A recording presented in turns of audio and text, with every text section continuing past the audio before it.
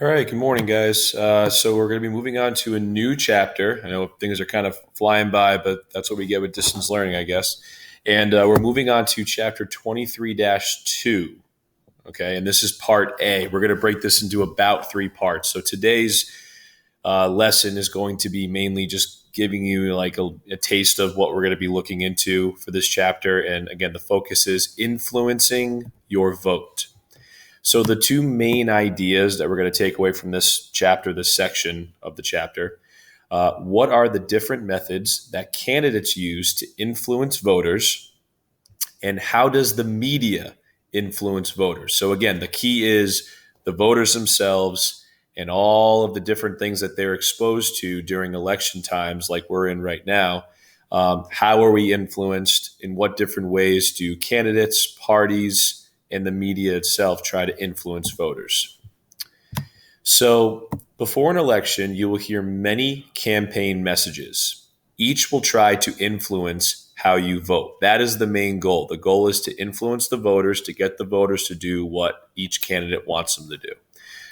So the presidential election is really going to kick off after like mid-August, because the Republican and Democratic national conventions are being held in August. So once those happen, I mean, you guys have seen the ads on TV every now and then, but the ads are really going to pick up steam going towards November when the presidential election is going to kick off. So prepare yourselves for that. It's going to be very interesting. Some campaign messages will give you information. Others will try to play on your fears and other feelings as well. They want to try to generate an emotional response from you because, generally speaking, when people act on emotions, it tends to be more of a powerful, more direct, and a quicker response.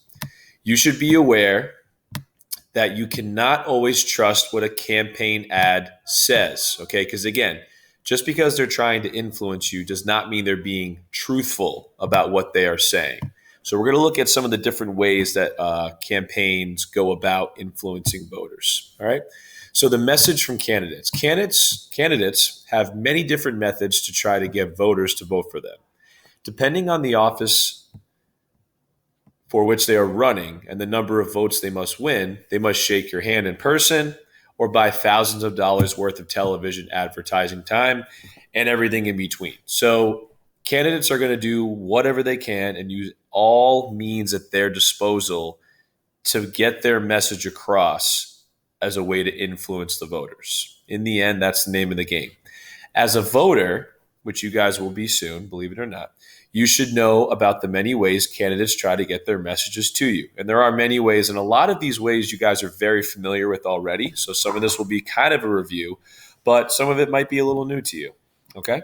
So what I want to do quickly is I'm going to show you some examples of some of these methods, but I just want to go through them quickly right now. So the main ways that messages come from the candidates are as follows. So you have posters, bumper stickers, and leaflets. People running want to make their names known to the voters, especially as it gets closer to the election itself. They want their face everywhere. They want their name everywhere. They want you to recognize their slogans and whatnot. Another way is personal appearances. So sometimes door to door, for like smaller political offices. I mean, odds of you getting a presidential candidate to come to your door are pretty slim. It does happen, but generally speaking, if we're talking about a smaller position, like maybe a governor or a council person, door to door, neighborhood meetings, public speeches are big with every level of government, every level of political office, especially presidential campaigns. So public speeches happen all the time. Again, it's a way for you to hear them, see them, and learn what they're all about. Direct mail, believe it or not, is one of the best ways to get a voter's attention because it's sending messages to large groups of people through the mail. Everyone looks at the mail. Everyone's looking to see what they get in the mail. And again, you open the mail, it's a pamphlet. Even if you throw it away, the point is that you are being exposed to what the candidate wants you to read. Okay? Another way that I'm sure you're all very familiar with is the internet. Believe it or not, guys, the internet didn't really become a major player when it came to being the center of political information until around the year 2000. The internet's only been around since the mid 1990s. So it's still, obviously a very impactful way and vehicle for information. But when you talk about the grand scheme of things of how candidates get their messages out, the internet's pretty new when you think about it. The last is advertisements in the media. Again, media is television, radio, newspapers, magazines, and of course the internet. So we're going to be talking a little more about that in a minute. So some examples of some posters, bumper stickers, leaflets. I'm sure you guys have seen signs like this when elections start. Again, it doesn't have to be just presidential elections. It could be councilman, governor, senator, House of Representatives. You have bumper stickers. You also have these pins. These pins have been around forever. Okay, they've had these pins dating back early on in presidential elections, but obviously they may seem very primitive.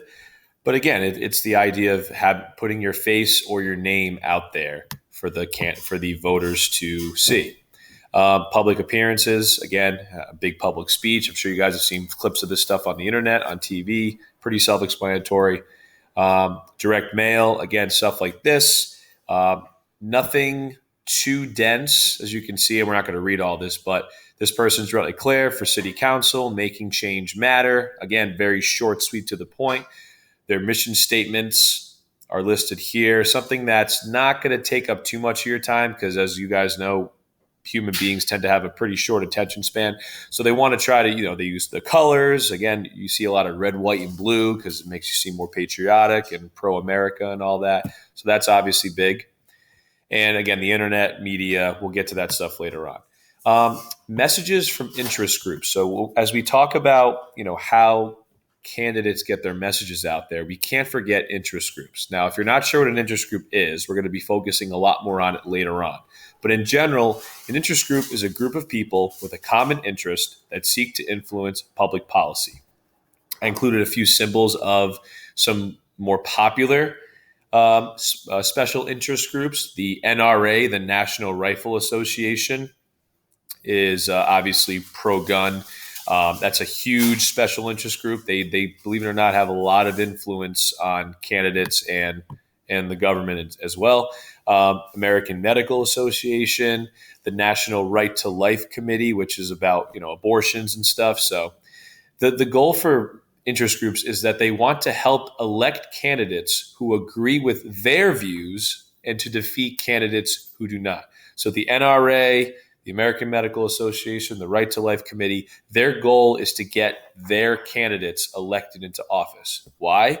So that they could support their policies. If they put somebody in office or help put someone in office that doesn't support their policies, that's pretty counterproductive. They want to put someone in there that's going to help them out, to support their interests.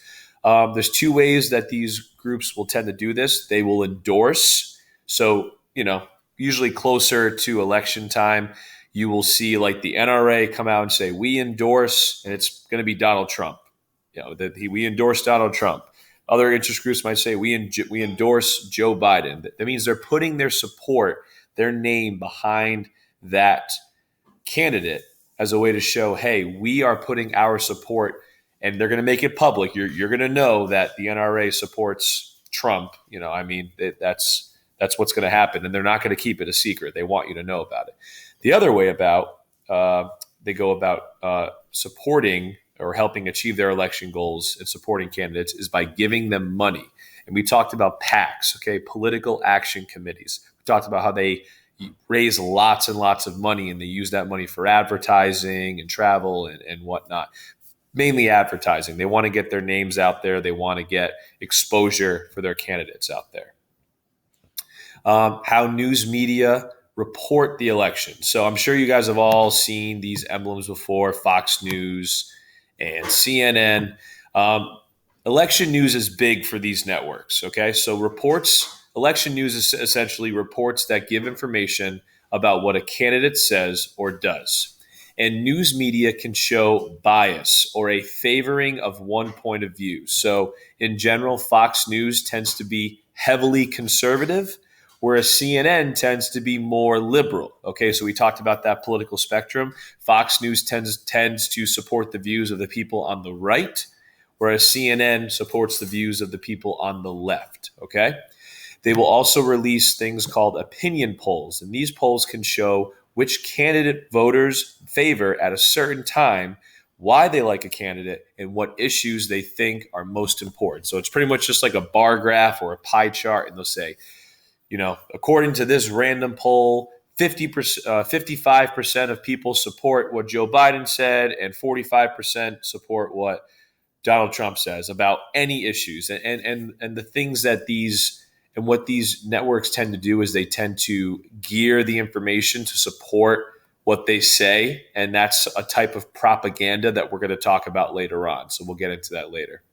The impact of television in general. So the impact of television, obviously TV's been around, but it didn't really start becoming pivotal for elections and presidential elections, in campaigns until like the 1950s is when, more and more people got their TVs, and, obviously they only had a handful of channels at the time, not like today, but TV can have a major impact on the way voters view candidates, understand issues, and cast their votes.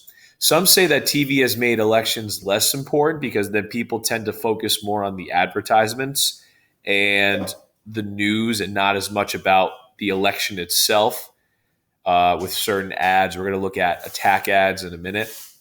So people will say that TV has made it elections less important.